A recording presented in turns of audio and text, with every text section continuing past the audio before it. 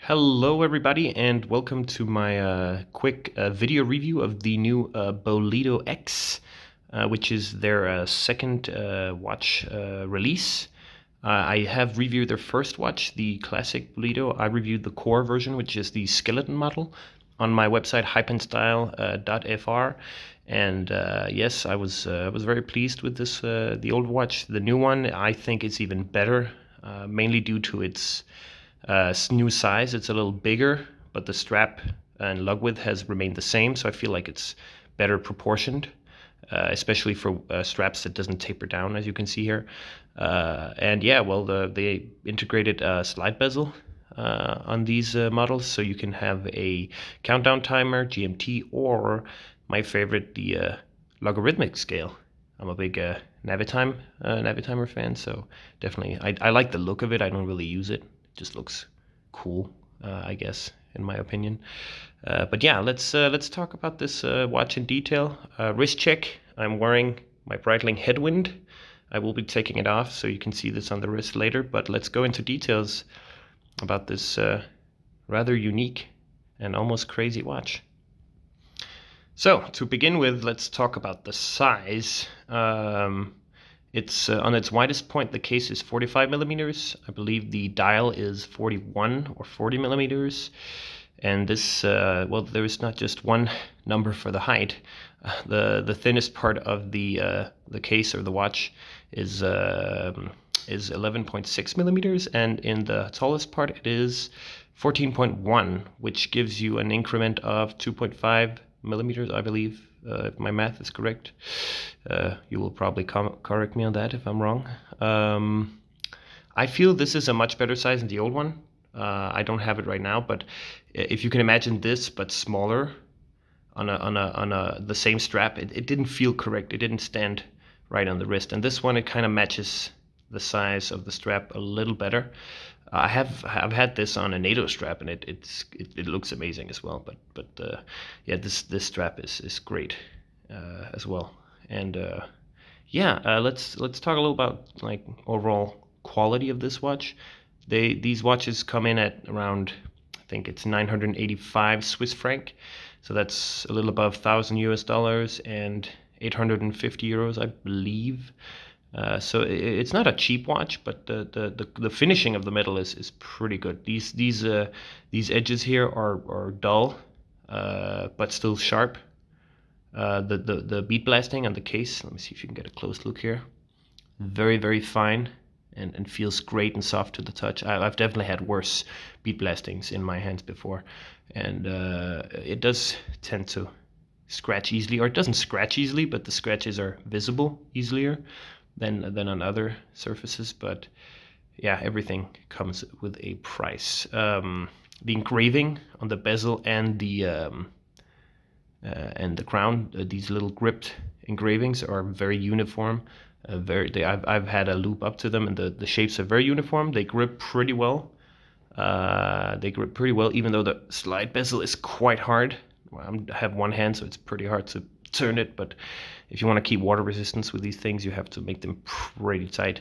And this watch does go for 50 meters of water resistance. Probably not your average swimmer watch. I wouldn't swim with this, especially not with this strap, but you know, I think you can. Wouldn't recommend it, but you could. Also, I really like how they integrate the, well, what do you call it, the crown tube here. They've got a little notch here, so it kind of looks like it's naturally inside the case in order to keep the bezel turning.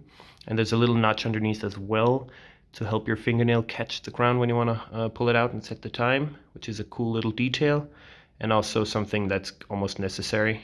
You won't be able to pull the crown out when it's on the wrist. It's going to be a little harder, but when it's off, you can kind of just do this, and it's perfect.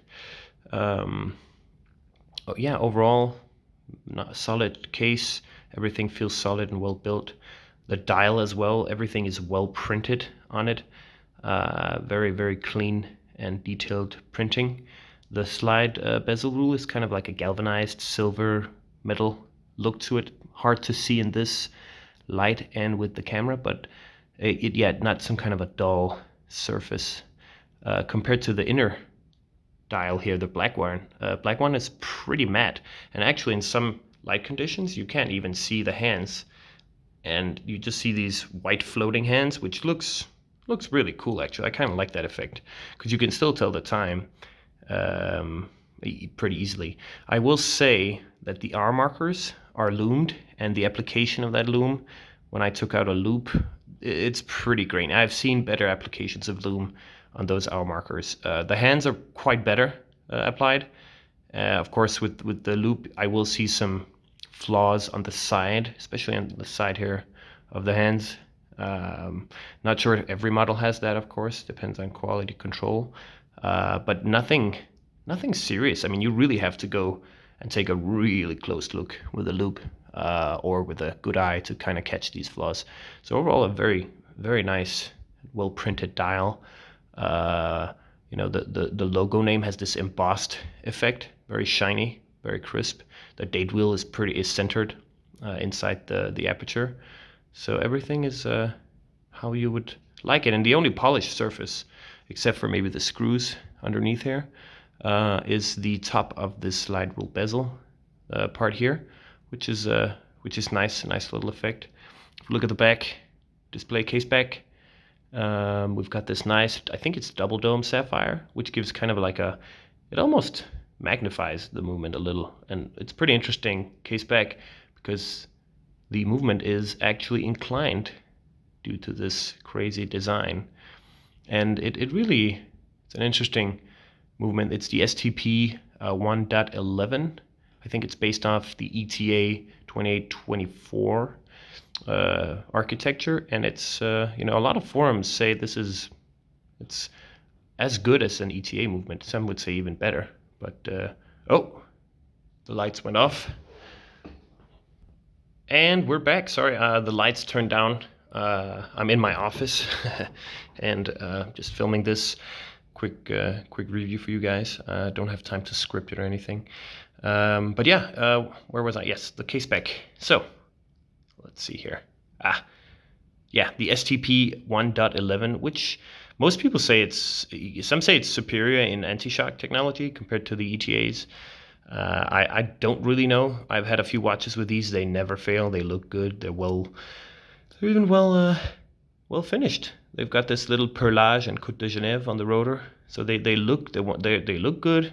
They function well. They keep time well. So no problem here. And I guess overall, this watch is, you know, it's kind of a crazy design, but still understated, which is fun because you can make crazy designs with crazy elements, and this kind of has this understated statement piece design to it. Not everybody's cup of tea, but definitely, you know, I mean, they wanted to keep it sober, yet the case structure is telling you, I don't care about the rules, but then you have the simple dial, and then you have a few colors just to kind of bring it up. The little red triangle matching the red tip of the seconds hand, the blue lacquered, blue or purple, actually, it's quite well made.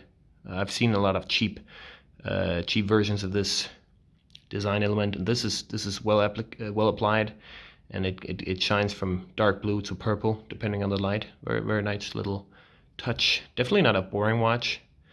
And also the straps, this one I bought it with a Milanese strap, metal one, which is a pretty good strap, quite solid and thick, not one of those cheap ones you see on the fashion watches. And they also make ostrich leather straps, and they're really, really good. I mean, the leather goes down the side here. It has this very organic look to it.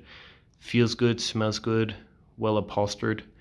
Definitely fits this watch almost better than the Milanese strap. And I have tried to put a NATO strap on it, and it is dang cool with a NATO strap.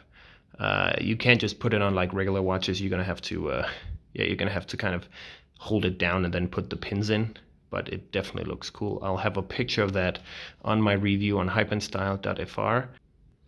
So here we go with the Bolito X on my 17 centimeter wrists, and I find this watch to be, it looks better on me than the older version they had. It was too small and especially for the strap. The proportions would have been better if you had maybe a 20mm strap, but this one definitely nails it when it comes to proportions. It sits pretty well. It's got that bullhead style look to it, so it will be thicker on one end, which is kind of weird.